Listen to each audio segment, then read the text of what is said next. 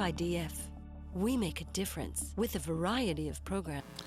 It is too easy to forget the reasons for Israel today, and I know you don't forget those reasons.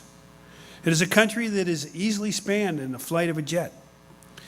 It is too surrounded by sworn enemies, too close to the edge of trouble, to risk even a momentary lapse in memory, and that's why you don't. Israel is there because it has to be. There are moments when we have to wonder how Israel survives. It was no sooner founded than its enemies sought to destroy it. A succession of wars has reminded Israeli men and Israeli women that they cannot hold their national passport in one hand without holding a weapon in the other hand to defend their nation. And still, and this is to me very important, Israel remains a model of democracy. Governments are elected by students, teachers, shopkeepers, and doctors. They are not installed by a handful of men in sunglasses and uniforms. In a place forever under attack, still the government runs the military, not the other way around. That, when you think about it, is a political marvel. Because of Israel, Matthew, as you said, farms bloom in the desert, and democracy flowers surrounded by the rocks of dictatorship. The Jews needed Israel for a homeland. The rest of the world needs Israel for an example.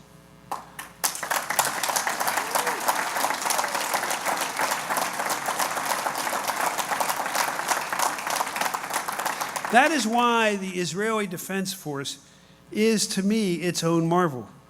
It is a true citizen army.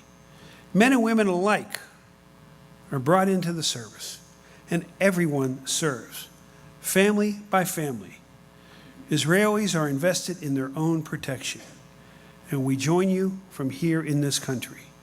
The lesson of the preceding century made it clear why that must be the case. In 1938, as we know, the madman of Europe began the long purge of the Jewish population throughout Europe, created the Holocaust. Golda Meir was sent as an observer to that conference. 32 countries before the war, our own country included, sent delegates to talk about what to do about the refugee problem. Almost all insisted there was really nothing anybody could do. Peace was all important. Someone had forgotten that the only thing more important than peace is freedom. In the end, they issued statements expressing their sympathies, and then they went home. After all, unlike the Jews of Europe, these men and these women had homes to go to. Golda Meir declared at the time, there was only one thing I hope to see before I die. And that is that my people should not need expressions of sympathy anymore.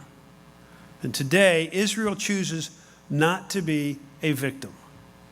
Some find that hard to understand, possibly because we do not read enough history. Perhaps we don't listen closely enough. Maybe we lose our focus. Israel cannot afford that. Israel does not need expressions of sympathy. They need declarations of solidarity. We must not forget that wherever a soldier is shouldering a rifle to protect democracy, America's interests and values are as one.